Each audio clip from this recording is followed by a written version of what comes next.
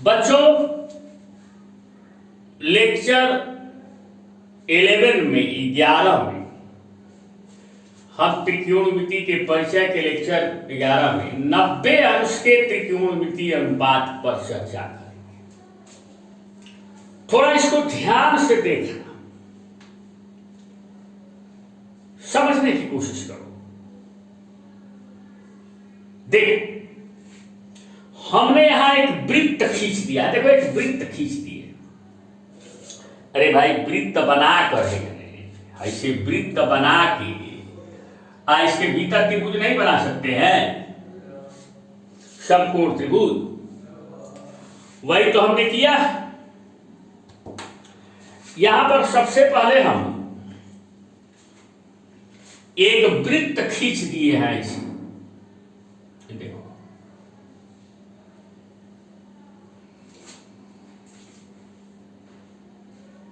और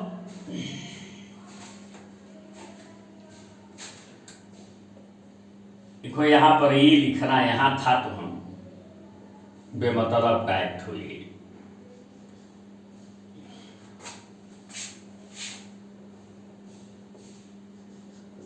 इसकी कोई आवश्यकता है। तो सबसे पहले एक वृत्त हमने खींच दिया और इस पे 2 लंबवत व्यास खींच दिए। जैसे यहां वृत्त है ऐसे,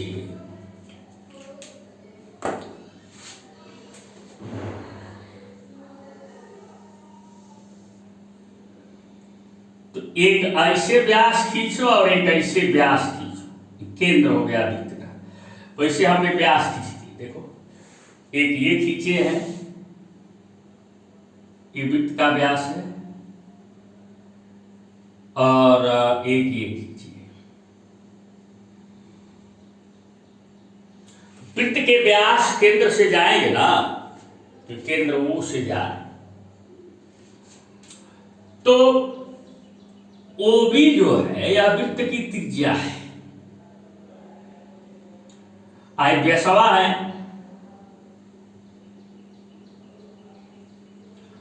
अब जहां B है, यहां B से ये जो व्यास है, इस पर ऐसे एक लंब डाल दिए हैं BA, केंद्र वो है, तो ये लंब डाल दिए, तो ये 90 अंश का कोण बन गया। ये तो त्रिज्या ही है। अब इस व्यास पर जो ये वाला व्यास खींचे हैं लंब दिशा में, इसके सिर पर यहां ऊपर वाला जगह पे C। अब तो जब यहां लंब बन गया, ये 90 अंश का कोण हो गया, तो एक केंद्र है वृत्त का, तो केंद्र को लेकर के ये 90 अंश का कोण है, तो OAB ये एक समकोण त्रिभुज है। जिसका कौन सा कोण समकोण है बच्चों? कोण A। ये 90 अंश का कोण है।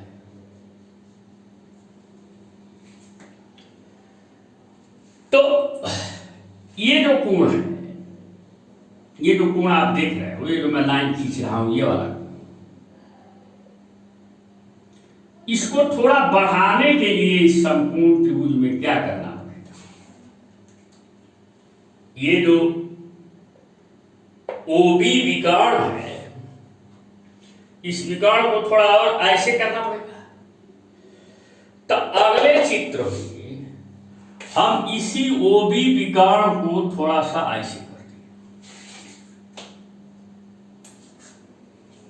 तो इसमें यह जो कोण है, जिस कोण पर हम विचार कर रहे हैं, इस न्यून कोण पर, इसका आधार क्या है? OA।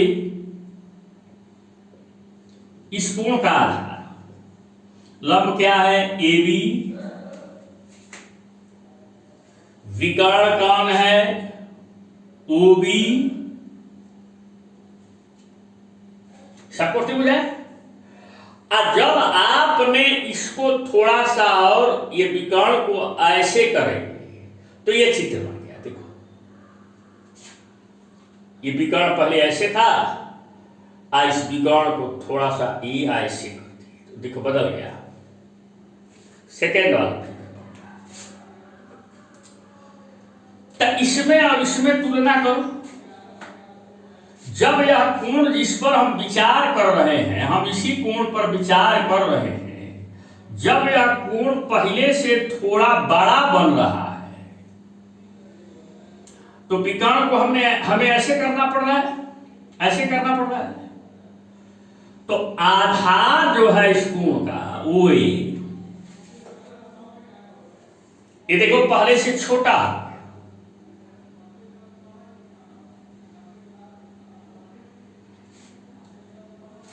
ये कोण के बढ़ने पर ये जो कोण है बढ़ा है। लंब जो है ए बी जब ऐसे जाएगा कोण के बढ़ने पर लंब ए बी जो है पहले से बड़ा। तो मतलब तो साफ है कि जैसे जैसे यह कोण बढ़ता जाता है वैसे वैसे कोण का आधार घटता जा रहा है और लंब ए बी बढ़ता जा रहा है। कौन घटता जा रहा है? घटता जा रहा है कोण का आधार ओ ए घटता जा रहा है और लंब ए बी बढ़ता जा रहा है। अब इस कोण को थोड़ा, अब इसको और बड़ा करना है, ये कोणवा है कोणवा, तो अब इसको और इधर करना पड़ेगा ओ बी को। तो देखो बच्चों इसमें ओबी को थोड़ा और इधर कर दिया।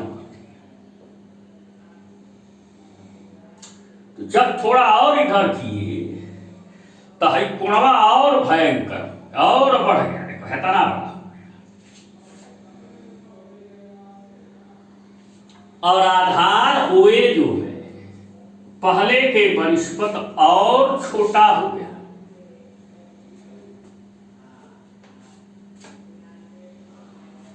लंब और बढ़ गया।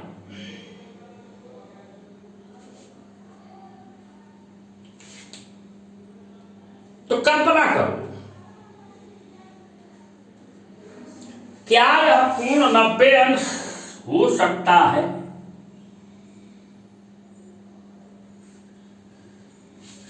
जैसे जैसे यह कोण बढ़ता जाता है वैसे वैसे ओबी जो है वह ओसी की ओर जा रहा है और आधार घट रहा है। यहां भी देखो ओबी ओसी की ओर पहले से निकट आ गया कोण के बढ़ने पर, आधार घट रहा है। यहां भी देखो ओबी जो है ओसी की ओर जा रहा है और आधार और बहुत छोटा हो गया, तो और छोटा हो गया। अब ध्यान से देखो, अगर हम यह कोण अगर इस ओबी को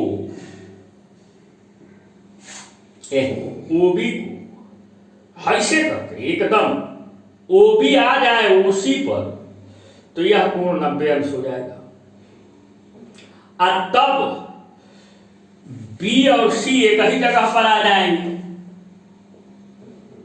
आधार जो है तब का घट के यहाँ ये जो है वो पे आ जाएगा तो आधार गायब हो जाएगा।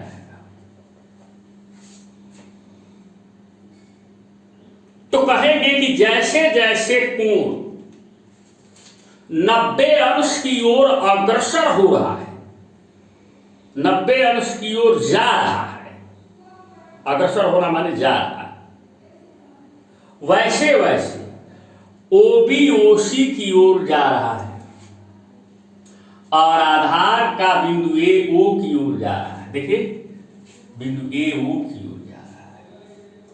जैसे जैसे कोण बढ़ रहा है बिंदु ए ओ की ओर पहले से निकट आ गया, अब इसमें कोण के बढ़ने पर और निकट आ गया।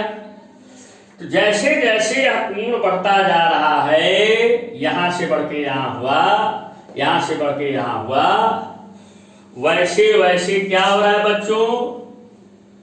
क्या हो रहा है? आधार घटता जा रहा है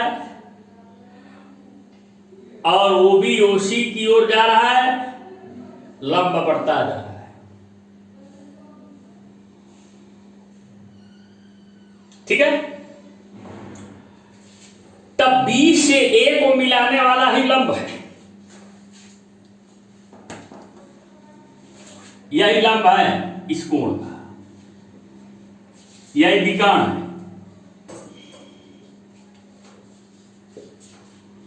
यही ओए जो है आधार है।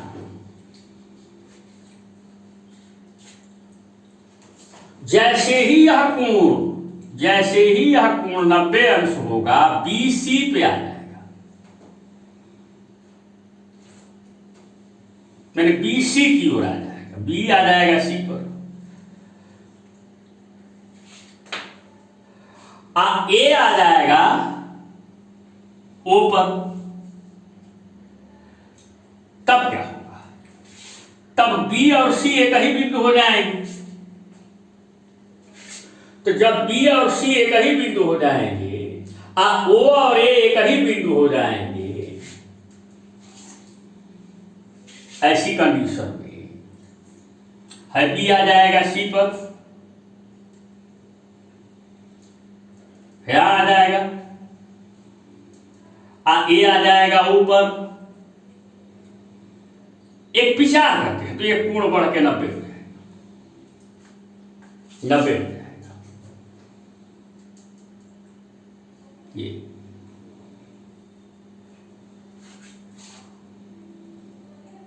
ये ना AOB, ये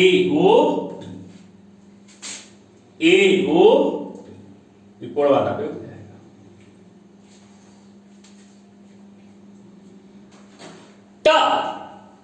अब लंब कौन है? लंब है AB,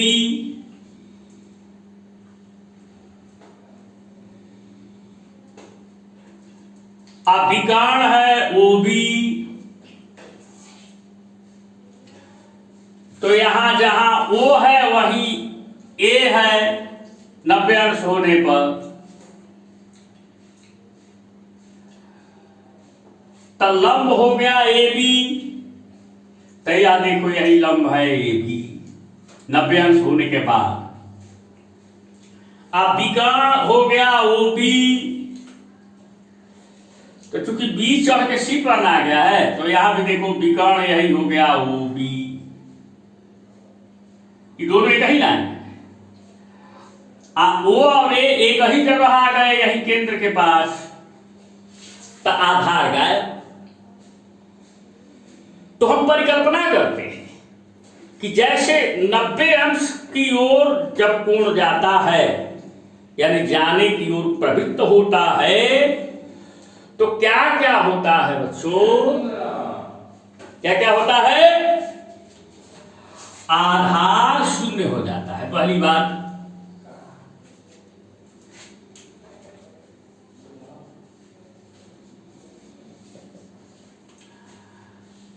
अब विकर्ण और यह लंब एक ही लाइन हो जाती है, यही विकर्ण OB बराबर लंब AB।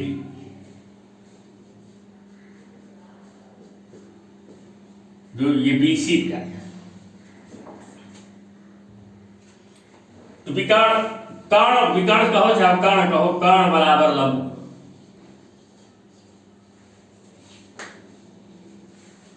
तब अनुपात निकालो, साइन 90 लंब बटा कर्ण।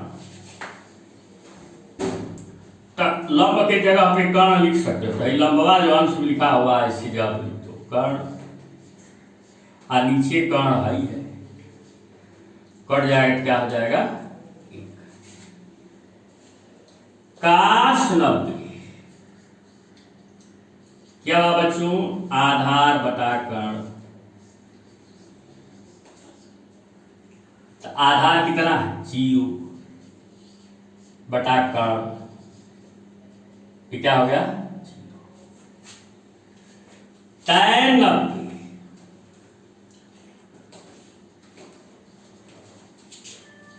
लंब बटा आधार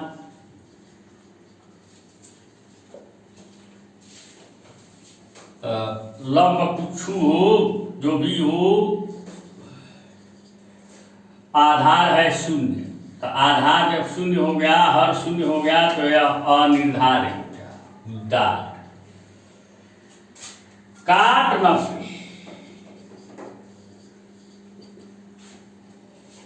आधार बटा लंब, जब भाई 90 हो गया तब की बात कर।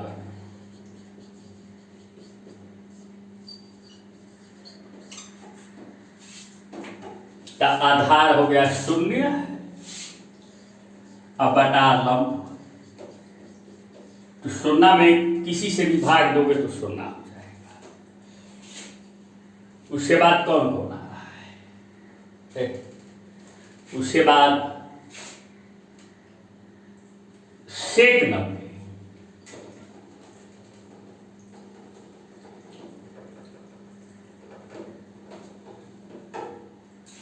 सेक 90 काश का उल्टा होता है, कर्ण बटा आधार,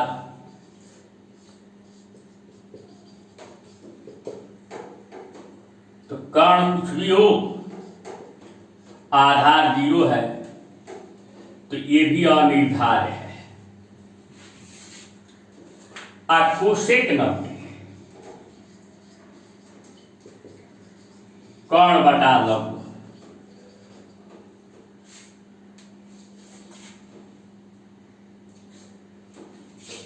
तो कर्ण और लंब बराबर न है, एक कर्ण की जगह पे लंब लिख दो, अंश वाले कर्ण की जगह पे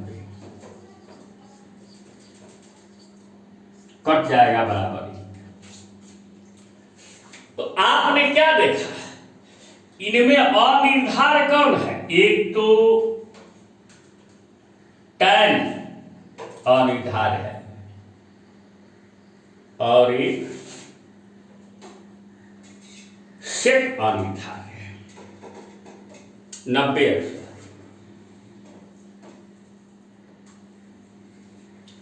अगले लेक्चर में बच्चों हम एक सारणी बनाने के लिए आपको बताएंगे कि त्रिकोणमिति की कैसी सारणी बनाते हैं। धन्यवाद।